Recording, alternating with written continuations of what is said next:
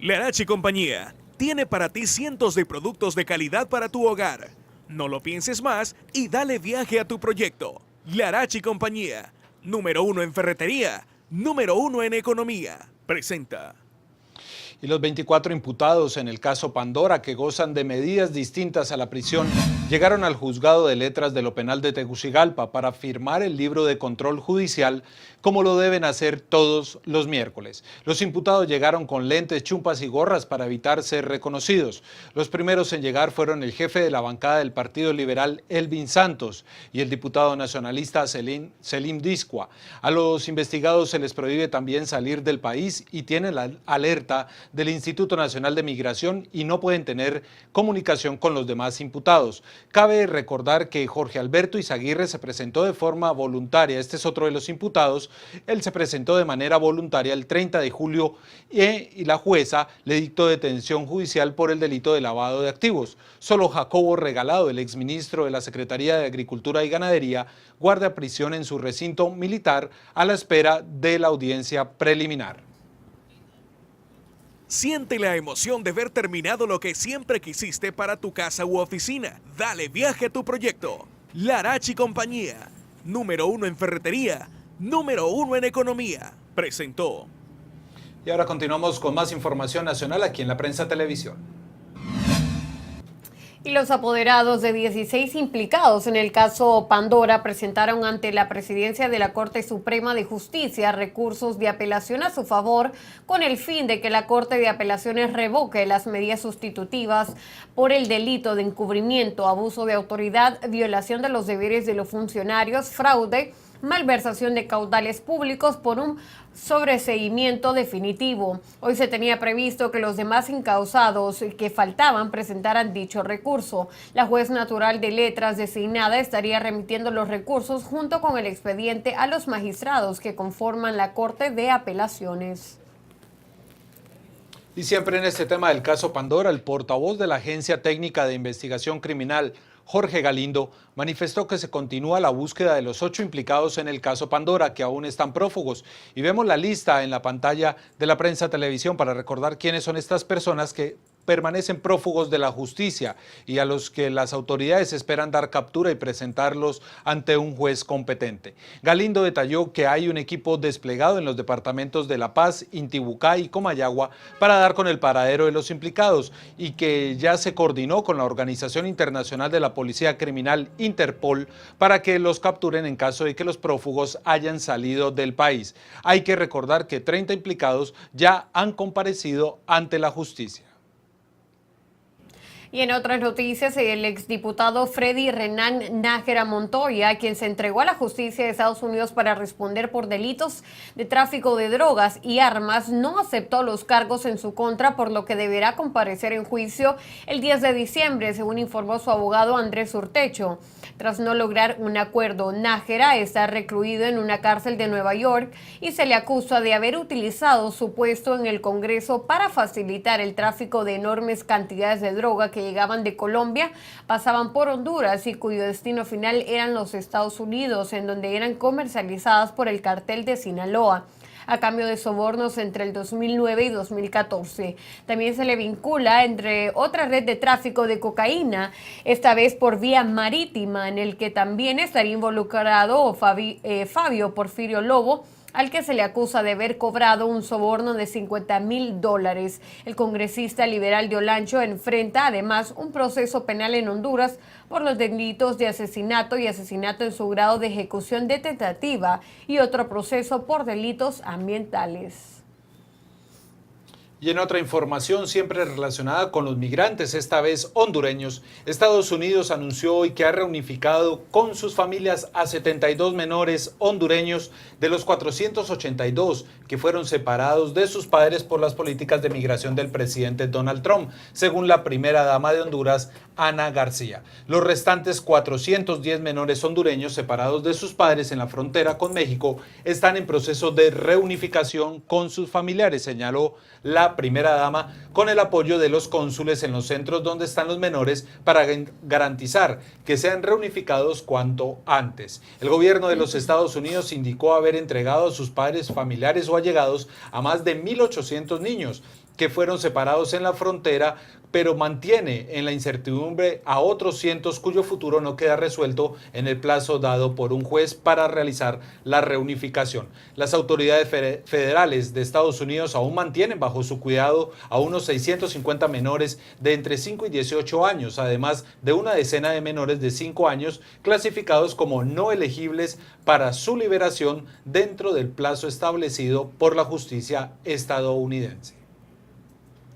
Y el ingreso de nicaragüenses a Honduras va en aumento, según el Instituto Nacional de Migración, y esto por la crisis política y social que afronta el vecino país y que ha cobrado cientos de muertos. Vemos la cifra del día que tiene que ver con ese flujo migratorio. Con el 24% ha crecido el flujo de nicaragüenses hacia Honduras en lo que va del 2018 en relación al 2017. También con 148.136 nicaragüenses que entraron en el país entre el 1 de enero al 29 de julio. 143.722 de ellos reportaron su salida de Honduras en el mismo periodo. También 4.414 nicaragüenses permanecen en territorio hondureño. Y luego de ser nombrada la comisión para realizar la intervención del Registro Nacional de las Personas, los impulsores del proyecto analizan el alcance de la comisión. Estos son los detalles. No, en este momento lo que se ha nombrado es la comisión de dictamen. Y esa comisión de dictamen va a conocer la propuesta que yo hice en su momento y va a trabajar, va a elaborar, va a estructurar lo que sería la propuesta que se va a presentar al Congreso Nacional para que con todos los componentes que esta comisión de dictamen tenga en su documento o en su propuesta, puede llegarse entonces a establecer cómo se va a integrar la comisión de intervención.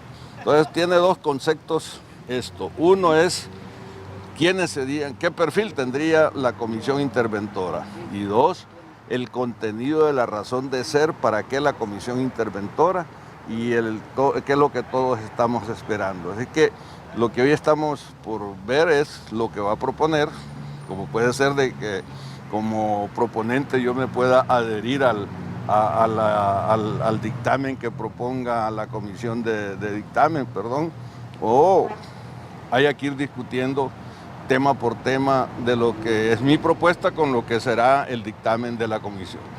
Muchas gracias y a continuación vamos a continuar a una breve pausa comercial y al regresar más información nacional aquí en La Prensa Televisión. Ya regresamos con más noticias.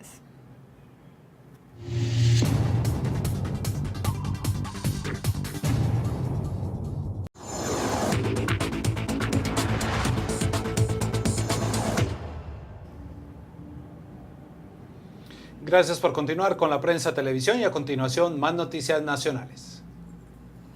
Y un informe del Ministerio de Seguridad difundido hoy señala que 2.100 personas murieron violentamente en Honduras entre enero y julio del 2018, un 11.2% menor a los 2.366 homicidios del mismo periodo del 2017. El documento señala que la media diaria de asesinatos fue de 10 al día, por debajo de los 11 de los primeros 7 meses del año pasado. Tegucigalpa, San Pedro Sula y Choloma son las ciudades hondureñas que registran los índices más altos de homicidio, con 297, 202 y 116 asesinatos respectivamente. El mes más violento fue marzo, con 328 muertes violentas, y el menos sangriento fue junio, con 278. El año pasado se registraron en Honduras 3.864 homicidios, un 24.9% menos que en el 2016, cuando totalizaron 5.150 según cifras oficiales. Y en otra información, hoy entraron en vigencia las alzas a las tarifas del transporte público en Tegucigalpa, luego de que los transportistas y el gobierno llegaran a un acuerdo. Los usuarios obviamente expresaron su malestar por el incremento de 1 lempira para el bus ejecutivo, de 2 lempiras para el bus amarillo y de 1 lempira para el taxi colectivo. Los capitalinos pagan a partir de hoy 12 lempiras por el bus ejecutivo, 6 por el bus amarillo y 14 para el taxi colectivo. En el acuerdo entre el gobierno y el Transporte se acordó que el bus ejecutivo subirá el valor en un lempira en diciembre próximo, equivalente y esto a una condición para también el bus amarillo, que subirá 2 lempiras en diciembre y 1 lempira por parte del taxi colectivo. Y un grupo de supuestos estudiantes encapuchados se tomó el Boulevard Suyapa frente a la Universidad Nacional Autónoma de Honduras, obstaculizando el paso vial en protesta por el aumento al pasaje del transporte urbano, y pidieron que se deroguen los acuerdos y que el gobierno le baje a la gasolina. Ante esas acciones de protesta, un contingente de policías antimotines se hizo presente al lugar para desalojar a los participantes y que todo volviera a la normalidad. Los agentes fueron recibidos a pedradas por los manifestantes. Para dispersar a los estudiantes, los policías lanzaron bombas lacrimógenas. El hecho dejó también la destrucción de un bus rapidito a las afueras de la institución por parte de los estudiantes. Y en otra información, la exmagistrada del Tribunal Superior de Cuentas, Daisy Oseguera de Ancheta, pidió a la Comisión Interamericana de Derechos Humanos, que se encuentra en el país, investigar actos de corrupción en la administración del expresidente José Manuel Zelaya Rosales. La exmagistrada solicitó que investiguen casos como el carretillazo, el saqueo de instituciones, el mal manejo de fondos, proyectos mal invertidos y la pérdida de millones de lempiras por el tráfico gris, entre otros. Por su parte, el expresidente José Manuel Zelaya Rosales indicó que lo denunciado por Ancheta es parte de una persecución suscitada en su contra y que los hechos son calificados de una forma incorrecta. Agregó, por ejemplo, que el retiro millonario del Banco Central de Honduras en una carretilla se hizo en apego a todos los procedimientos de ley. Y el bombero hondureño Ever Velázquez, quien fue trasladado a México tras sufrir severas quemaduras en su cuerpo al intentar controlar un incendio en la montañita, fue dado de alta por las autoridades médicas de ese país. Según el cirujano plástico Omar Mejía, informó que el bombero continuará en medicina física y rehabilitación como paciente externo entre 1 a 2 meses más para seguir con la recuperación psicológica y la rehabilitación de las secuelas. Velázquez es el único sobreviviente de los 5 bomberos que resultaron afectados por el incendio, donde sus compañeros fallecieron al instante, Josué Vargas y Felipe Santiago Varela, mientras que Oscar Madrid y Ovilson Santos perdieron la vida en México, en donde también recibían atención médica. Y mucha atención, porque las autoridades del Hospital Escuela Universitario informaron que 10 departamentos del país registran casos de Guillain-Barré, por lo que nuevamente hacen el llamado a los hondureños para buscar atención inmediata al presentar los primeros síntomas. Estos son los detalles. Muy buenas, amigos de la prensa. Sí, podemos decir que lo más relevante, el último informe epidemiológico del Hospital Escuela Universitario hasta la semana número 30, cuyo corte en datos fue el pasado 28 de julio, es que el Hospital Escuela Universitario ya ha recibido pacientes diagnosticados o bajo sospecha de Guillain-Barré de 10 departamentos del país. Esto equivale a aproximadamente un 60-65% de pues la representación de nuestra geografía nacional. De ahí que es importante decir que hasta ahora entonces se han acumulado del 1 de enero al 28 de julio un total de 44 casos sospechosos por Guillain-Barré, y sigue siendo el departamento de Francisco Morazán el que aporta una cifra mayor de estos pacientes en un número de 15. De estos 15, 11 proceden del municipio del Distrito Central. Entonces, más importante que hablar de cifras, porque sabemos que hay un repunte respecto al año anterior, es decirle a usted si presenta algún síntoma característico de Guillain-Barré, como por ejemplo dificultad en la movilidad, pérdida de fortaleza muscular al caminar, dificultad respiratoria, fatiga, es importante que acuda al establecimiento de salud más cercano para que sea evaluado por un especialista. Él va a determinar si es o no es un Guillain-Barré, y si es este el caso, requerirá de algún tratamiento oportuno, ya que sabemos que al no tratarse o en una etapa tardía puede llevarle hasta la muerte. Ya en el caso del hospital, 4 personas han fallecido, pero igual aproximadamente el 90-92% de nuestros pacientes han evolucionado de manera bastante satisfactoria. Y aunque hace unos minutos cayó una fuerte aguacero sobre San Pedro Sula, el clima seco y las pocas lluvias continuarán en las próximas horas en gran parte del territorio nacional, según las autoridades de la Comisión Permanente de Contingencias. Esos son los detalles. Bueno, el día de hoy esperamos lluvias y chubascos en varias zonas del país. De hecho, a esta hora se están experimentando algunas precipitaciones en la zona oriental del país, específicamente el departamento de Olancho y El Paraíso ya está experimentando algunas precipitaciones. Más tarde el día de hoy se esperan precipitaciones, especialmente lluvias, chubascos y alguna actividad eléctrica sobre el sur, sectores del occidente, suroriente. No se descartan también en el centro algunas lluvias ligeras, igual que en el Valle de Sula. Para el día de mañana las precipitaciones se van a concentrar únicamente en la parte occidental del país, donde la probabilidad es más alta, y el resto del país las probabilidades van a ser bastante bajas. Sí, con algunas lluvias, especialmente el día de hoy, mañana poca actividad lluviosa, especialmente solo en la zona occidental, y en general los próximos 2 días serán con muy poca lluvia, ya le digo, solo concentrándose en la parte occidental y algunas precipitaciones ligeras en el oriente. Y ahora les presentamos el pronóstico del clima para las próximas horas en las principales ciudades de Honduras.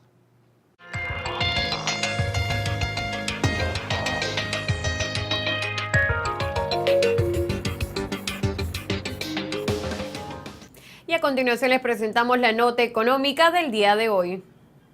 Ahorrar en Banco Atlántida te sale mundial. Por cada incremento de 500 lempiras puedes ganar muchos premios. Banco Atlántida. Imagina, cree, triunfa, presenta. Y los representantes del Colegio Hondureño de Economistas de la Zona Norte analizaron un pacto social y el diálogo nacional. La periodista Fátima Romero con los detalles.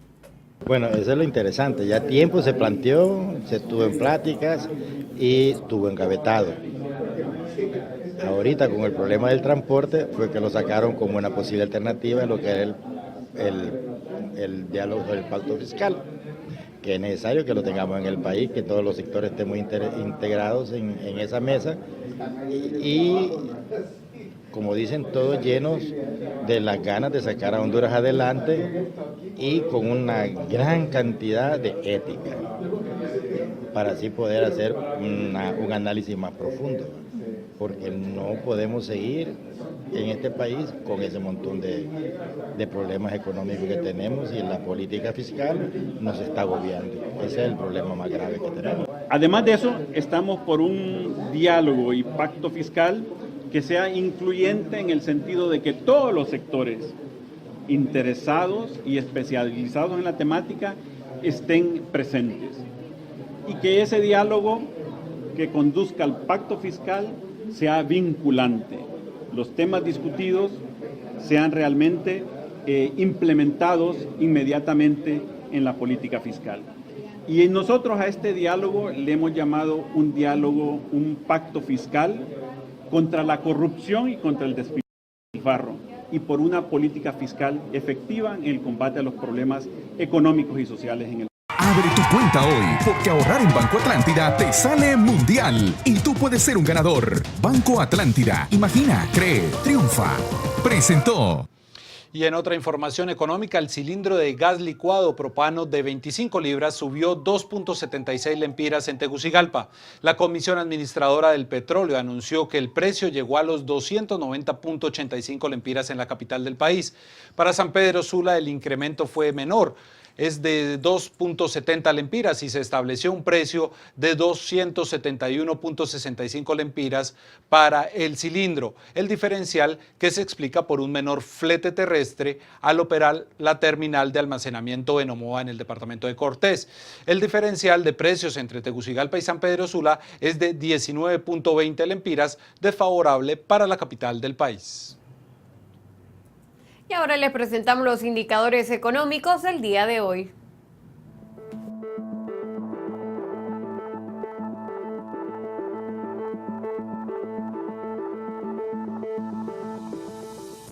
Les recordamos que la ampliación de esta y otras noticias usted la puede ver en www.laprensa.hn, en donde nuestro equipo de la sala de redacción está desplegando toda esta información y lo que está sucediendo minuto a minuto en este instante, no solo en Honduras, sino en todo el mundo. También a través de nuestras redes sociales. Así es que nos pueden encontrar en Facebook, Twitter e Instagram. Ahora pasamos a una breve pausa comercial. Les invitamos que se queden con nosotros. Ya regresamos con más noticias en La Prensa Televisión. Volvemos en breve.